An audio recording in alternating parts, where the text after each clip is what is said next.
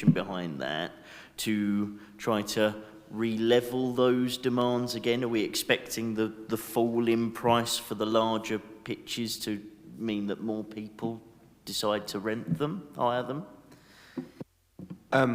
My service colleagues could probably answer this slightly better than I could, but I believe that the initial strategy, I understand, in the short term is to rebalance the fees and charges, but in the long term to grow the popularity.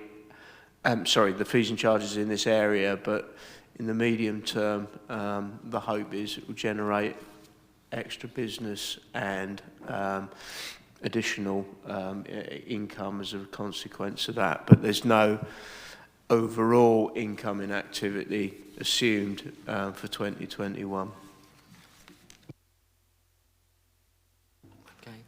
Any other questions? No, everybody happy, that's good. Okay, so we're on what would recommendation on page 6 that the proposed discretionary fees and charges set out in Appendix 1 to the report are agreed. Those in favour? That's unanimous. Okay, thank you very much. So we move on to the MTFS, and that is Mr. Green. Yep, thank you. Thank you, Mr. Chairman. This report sets out budget proposals more generally for next year, and it's part of the process of agreeing a budget. You had a report back in November which set out the medium-term financial strategy and our projections for next year, and at that stage it was said that we would set basically a standstill budget for next year, so just putting up income and expenditure by inflation. That depended on the council increasing council tax by 2%. Obviously the decision on that is for council to make in February, but if council tax goes up by inflation or a bit more, then it'll be possible to absorb additional cost increases. And the only change really since the medium-term financial strategy came to this committee in November is that we've had the provisional local government finance settlement which came out just before Christmas. Unfortunately, what that set out was figures which were pretty much in line with the projections. So really the only changes that are needed and are set out in this report where we have specific initiatives above and beyond the existing budget proposals that need to be funded, and any budget pressures that hadn't been covered. And the two things that are set out in this report under the revenue budget proposals, and they're summarised on page 38. First of all, under the heading of pressures on CCTV, we had planned quite significant savings in CCTV costs arising from bringing the service in-house.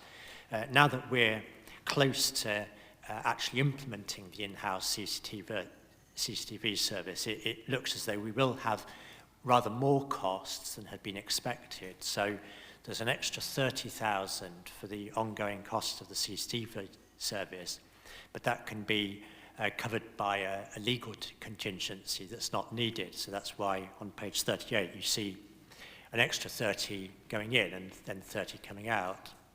And the other item is a permanent appointment of a climate change officer and ancillary costs, which on a recurring basis will cost the council 60,000 a year. We have a climate change officer at the moment, but she's just on a short-term contract, and it's clear that given all the initiatives that are likely to be undertaken, we will need to make that post permanent. Now, of course, there's the initiatives themselves that we might undertake. Now, most of those are likely to come under the heading of capital expenditure, and so separately there'll be a proposal going to Policy and Resources Committee to set up a 1 million fund for climate change initiatives. But because Policy and Resources Committee is considering the findings from the Biodiversity and Climate Change Working Group, it seemed that as though that was the logical place for that proposal to be considered. But rest assured, it's not just the extra 60,000 for the climate change officer that is going into the budget for next year for climate change. So that's the revenue budget proposals on page 38. On page 39, the capital budget proposals, and these build on what's already in the capital programme, and the two main headings are the housing development and regeneration programme, where there've been a number of initiatives, Brunswick Street and Union Street. There are developments already on site. There's another one coming down the track at Springfield Mill, and further schemes that are in here under the heading of indicative schemes that officers are still working up. And the other item, the other big item there is the affordable housing programme. And you may remember that William Cornell brought a report to this committee in September, which was setting out plans for the council to create up to 200 units of affordable housing, which is what that item of 30 million here would be doing. So that's all set out in Appendix B. The final appendix is Appendix C, which is the survey of residents that we do every year to get their views on what should be going into the budget. And I suppose the thing I want to draw your attention to there is that the top priority for residents was investment in infrastructure, and the examples that were cited in the survey were flood prevention measures and work on the street scene. And actually, we have got proposals in here for a flood action plan, and there's been a lot of investment already in the street scene, in the works that have happened in Week Street and Gabriel's Hill. So I think there we are responding to what has come out of the survey as being a priority for residents. But I'm happy to answer any questions that members may have on the report and the proposals. Okay, I'm not sure who was first. Councillor Pearl was first, then Councillor Powell, and then Councillor Burton. I'm pleased to hear that we're responding to how the residents have answered the survey. Just dancing through it, I see on page 46 that in fact 60% of residents are opposed to any council tax increase versus 24% of residents who favour one. Have we any proposals on how to respond to that, or are we just going to ignore them like we do every year?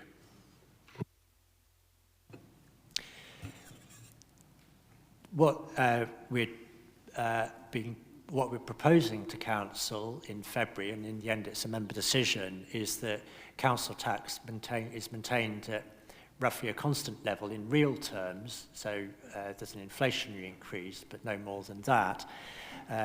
And I think you can understand why, in response to a survey question, do you want council tax to go up? I mean, most people would say, no, we don't. So I'm not entirely surprised by that. But then members or residents are also keen that the council continues to provide the services that we deliver.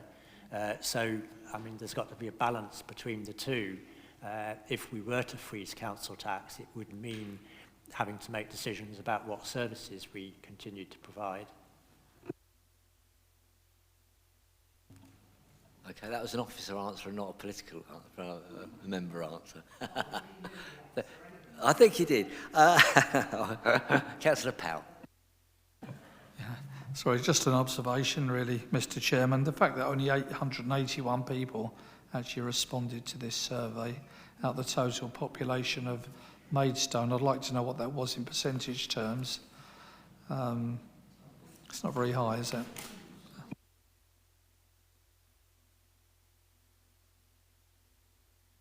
Sorry, that was based on the value for money.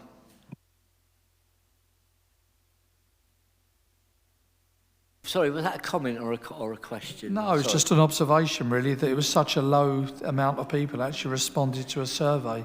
In terms of percentage, it's around about 11%. Okay, thank you. Councillor Burton. Thank you, Chairman. Risk of stealing Councillor Mrs Joy's thunder a little bit, because I think you were starting to talk about CCTV. Apologies.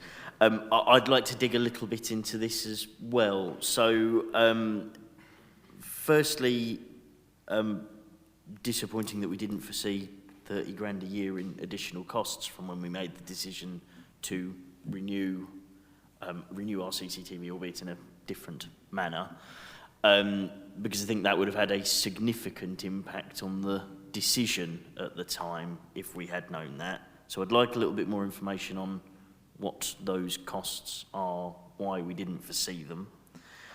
And secondly, I see in here that there is a significant saving, which I think we were aware of or informed of in a sort of implicit manner previously, to do with the non-monitoring of CCTV ongoing. But that also in our previous decisions was not set out explicitly, rather it was an implicit byproduct of our decision. We almost seem to have had CCTV come full circle in that I can't remember actually whether it was 2 budgets or 3 budgets ago now, that we had a situation where the cart was before the horse in terms of we predicted a saving and then failed to make it when it came to looking at the detailed proposal. Now we have a horse that is so far ahead of its cart that it's become completely unhitched, in that we've made a policy decision that was implicit rather than explicitly observed, and now the budget appears to say, by the way, we're not going to look at that CCTV anymore. So I'm a little bit concerned with this as a whole. But firstly, I'd like to know where that extra 30,000 a year has come from and why we didn't know about it earlier. Thank you, Councillor Burton.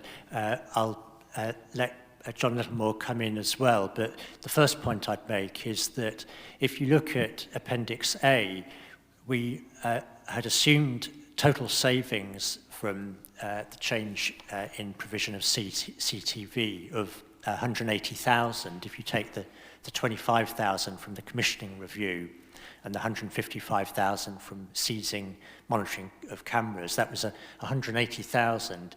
Now, I accept that that was an ambitious savings target. What's happened is that if you take the 30,000 that we've put back in, that 180,000 has come down to 150,000, which I think is still a very significant saving.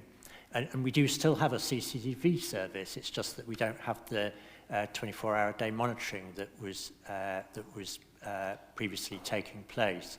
So I think that the basic strategy with CCTV remains the right one, but inevitably, as we've got into the detail of implementing a new system, we've found that the costs were more than had been hoped originally. But I don't know if you want to add anything to that, John. The figures that were presented previously, we were looking at a budget around 250,000 for CCTV. Even putting back this 30,000 back in, the budget going forward is still going to be less than 50,000. So I don't think it would have made a difference to your earlier decision in that sense. Can I come back to that? Unless I've misunderstood something, that's almost entirely not quite answered the question, which was where in the process, from when we were presented a set of figures at the last time we looked at this as a policy, to now, has an extra 30,000 become required? What has caused that extra 30,000 requirement unexpectedly? So why are we now in a position of having to put 30,000 more in than when we were making the policy decision? And I disagree actually that it wouldn't have made a difference in our decision making. The result may have still been the same, but the deliberations might have gone on a bit longer at the very least. But so what I'd like to know is, what is that unforeseen cost? Why did we not foresee it?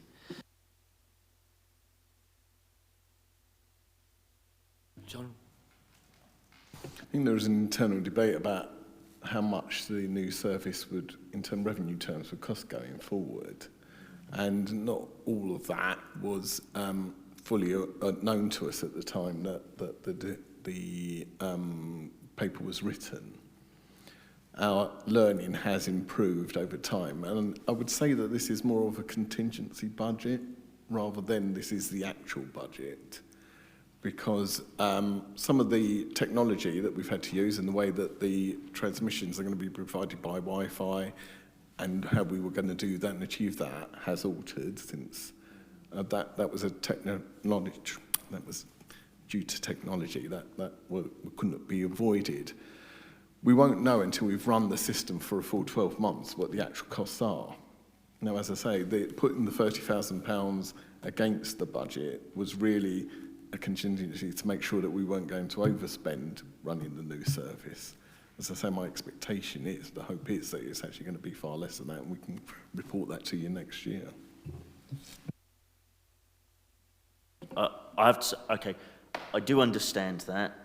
What I would say is I think the disappointment is that when we made the policy decision some months ago, we were certainly presented something in more concrete terms than that. We were given a sense of certainty over what we were voting for, and actually what you appear to be saying now is that there were a whole load of unknowns in the background in terms of the technology, etc., etc. And I think if we'd had a report that had said that, you know, there are still some things we don't know here. It might be, if we'd been given a sort of a cost band rather than a cost figure, this wouldn't be a shock. And I think we would have been making a better informed decision at the time if we'd have had slightly more sort of candid response. Okay. Well, you want to come in? All right, because okay. Exactly that. You put it so much better than me. But if I remember rightly, when we had the meeting in Committee Room B, where we sat, one of the things that came up time and time again was about the money. And we were reassured by the, I say young lad, he's probably not as young as I think, but he was very positive about the funding side of it. I don't know whether you were there, John, or whether it was William. But I do remember that, which is why when I saw this, it sort of jumped out at me, and I was as surprised as Matt. But yeah. Right, thank you. I've got Councillor Rose next. No? Yeah, sorry, I was going to make a similar point. Just leading on from that, I was just going to talk about was the license. Obviously, there was the 30,000 ongoing cost CCTV. We've spoken about that. Conveniently, the licensing contingency was that precisely 30, or is there still a bit more contingency knocking around it? Just out of interest, I suppose. Like, was the contingency we didn't use in the licensing element, was it exactly 30, or is there a bit more knocking around? No, I mean, the figure is around 30,000. Licensing is actually a bit of a misnomer, because it was a contingency that was being maintained for the risk of litigation on things like health and safety and so on. And what Ms Littlemore and I have agreed is that there may be a requirement to draw on that kind of contingency in future, but we do have a central contingency fund. So rather than having a contingency maintained within the service budgets like this, if we have cost of litigation or whatever in that area, then it'll be picked up centrally. Just to, you know, we're all, some of us, perhaps more than others, are obviously like ignorant to the ways that you can have list stuff, but just for our clarity in the future, would it be better to put it under as like legal cost contingency in case we're sued over something rather than licensing, perhaps? Yes, well, that's exactly what we are doing by dealing with the contingency from a central fund. It'll be coming out of licensing, it'll be coming out of Mr. Littlewood's service area altogether. And of course, the nature of a contingency like that is that it could be litigation, it could be work to cover the cost of something that's literally just come up over Christmas, is the cost of acquiring new extra sandbags to replace the ones that we we used over Christmas. So that's the kind of thing that the contingency is used for, but it could be a whole range of things, not just litigation. Okay, thank you. And I mean, CCTV has been an animal for many, many years, whichever way we've looked at it. It's not a statutory duty, we provide it for the public's safety. We don't get any money from the police, but we still provide service. And I think the new service, once we get there, will be good value. From what I've seen at the moment, we've got one Maidstone on board with it, so from a public protection point of view, it will work. Councillor Powell. Yeah, thank you, Mr. Chairman. Councillor Rose kindly corrected my appalling maths earlier on by reminding me that the budget survey, that only just over 1% of the population of Maidstone actually responded to it. Do we use an outside company to compile these results, or do we use our own in-house marketing and communications team? We use our in-house service, and actually we've got a lot of experience of doing surveys. And in response to the point about the number of respondents, I'm told that it's not exceptionally poor for this type of general survey. It may seem like a small percentage. And the other point is that because we're collecting information about where the survey respondents are coming from, what age group they come from, and so on, it actually gives a reasonable reflection of the Maidstone population as a whole. So the results are probably more representative than you might think if you just said, oh, it's only 1%. Yeah, I think I'd probably disagree on that, kind of just slightly, Mark, yeah. Because if you're going to use kind of survey information, I think Councillor Pell mentioned something earlier on about 60% of the population didn't agree with the council tax increases. Well, you could actually use a different way to say only 595 people out of the entire population in Maidstone didn't agree with council tax increases. I mean, so it's very, very dangerous to use something like a budget survey. This would have cost internally a lot of money to produce. I mean, by the time that someone sat down, worked out the questions, worked out how the survey was going to happen, compiled all the information, it's not a 2-minute job. And if you was to put a cost against that, against the amount of people that responded, it's just a suggestion, but maybe there would be a different way to collate this information a lot quicker, maybe a lot cheaper, and perhaps with more direct questions. Just a thought, that's all. Okay, we'll leave that. All right, Mrs. Young. Oh, thank you, Chairman. This is a question for Mark. It's to do with the climate change on the service. You say that the permanent appointment of a climate change officer, you've only actually stated the amount for the next 2 years. You've done 20, 21, 21, 22. What about 22, 23, etc.? Me. Yes, apologies. It's the way that the figures are presented. What the schedule in Appendix A does is show the incremental increase in the budget for each year. So an increase of 30,000 in 2021 means that that's going to be an extra 30,000 in the budget forever and ever after that. So because the climate change officer that we have at the moment has 6 months of her contract to run in 2021, I mean, she's not paid as much as 60,000, but we're putting in an extra 30,000 for the remainder of 2021, and then to create an ongoing annual budget of 60,000, we're putting another 30,000 in 21-22. So what that means is that from 21-22 onwards, we will have a permanent budget of 60,000 a year for that person. It doesn't disappear after 21-22. If that makes sense. Thank you. That's lovely. Okay, if that's it. It isn't. It's not CCTV, is it? Sorry, no, it's not CCTV.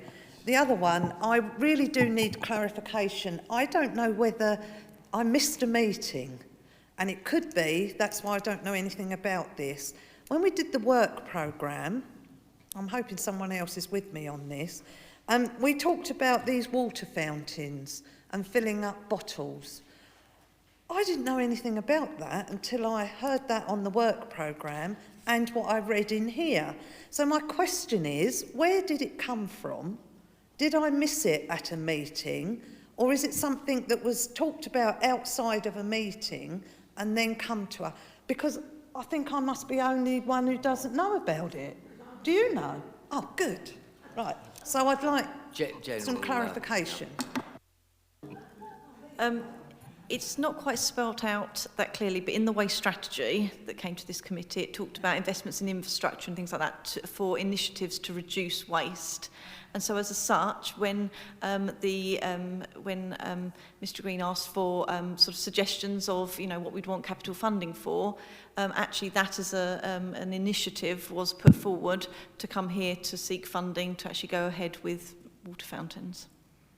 My response to that is, does the committee feel that we've discussed that enough to make that decision when well, I don't know anything. So are you all going to put your hand up and say, oh, yeah, we think having water bottles filled is a good idea? Because I'm not 100% convinced, personally. My point of view is when I walk up and down the high street and see how many water bottles are walking up and down the high street, I think it's a very good idea. We're taking the initiative for a number of other councils, and but I mean that's my point of view on it. But has anybody else got an opinion? Councillor Pearl. I just wanted to say where my question came from was actually from a Facebook group, because somebody from the charity posted onto one of the Maidstone Facebook groups that they were looking to launch a refill scheme. So I put in the question, completely ignorant that there'd been any prior discussion, and I only knew that there hadn't been any prior discussion because Derek came back, Councillor Mortimer came back and said that it had been discussed sort of yonks ago before I was a councillor. So I do think those are a good idea. I mean, it's been in the news a few times about. How much is it? Because I heard one Maidstone was mentioned very briefly. Did I not? Purely for the engagement with businesses around the refill where people can go into the premises. So you'll notice that the Wetherspoons within Maidstone, that's a national, they're signed up to the refill scheme, so you can already go into the two Wetherspoons in Maidstone and refill your bottle free of charge. Because there is a national refill.org.uk site where any company can do this. What we want to do is do a Maidstone version and actually working with one Maidstone to liaise with businesses, identify the ones that are willing. It usually, our experience has found that they can approach businesses probably better than we can. I've one more thing to say, sorry. The cost. Can you remind me again what the cost is of this? 15,000. How many? 15,000.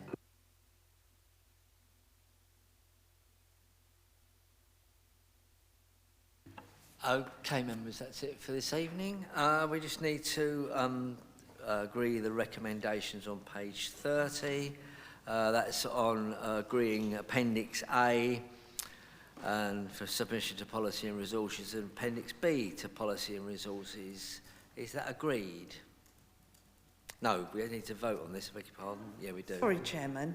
I do agree with everything else, but I do stand quite strongly about that one caveat about the water, because I feel as a committee we don't know enough about it, and we're proposing that we send that to P&R, but if I'm on my own I'll be quiet. But at this moment in time I am finding it very difficult to put my hand up for the whole thing when you've all agreed you didn't know anything about it. You could always make it a proposing, get somebody to second it. We do it that way around? Right, I'd like to propose that But then. what would you like to propose particularly? That it is agreed, but at this moment in time, we don't include the water bottle thing until we got more information, if someone will second it. Right, before we move any further, can we actually do, what position are we in, Mark, for that? what this committee does is put forward recommendations to Policy and Resources Committee. And another way that you could approach this is to ask Policy and Resources Committee to note your reservations, but in the meantime, we could circulate a briefing note to members about the proposal and ensure that members of Policy and Resources Committee have that too. Policy and Resources Committee is meeting on 12th of February to consider the budget proposals for council. So that would be another way of doing it, but you could just amend the recommendation here in the way that you suggested, Councillor Jai.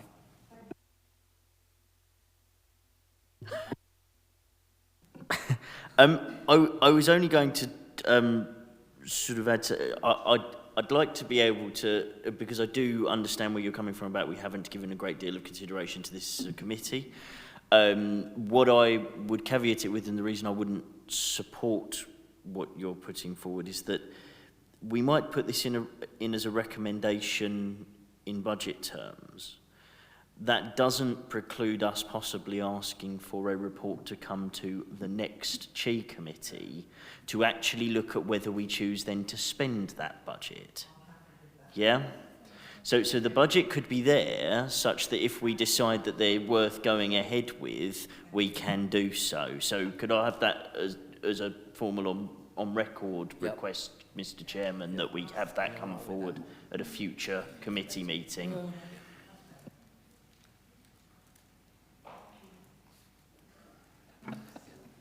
Just being clear, really, that obviously the overall picture of it, great, we want to encourage people to not use disposable bottles, but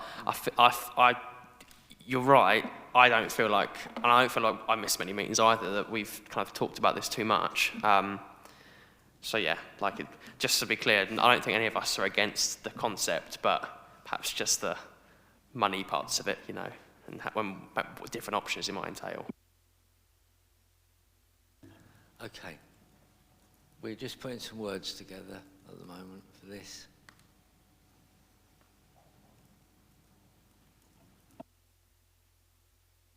Chairman, actually, I wonder whether, rather than mucking around with words and motions, if the point could just be minuted, and afterwards I will send you a request that comes forward as a committee item, because that's another way of getting things onto an agenda. We'll do that, yeah. Thank you. It's too heavy to have. Yeah. Thank you very much. Yeah. Okay, thank you.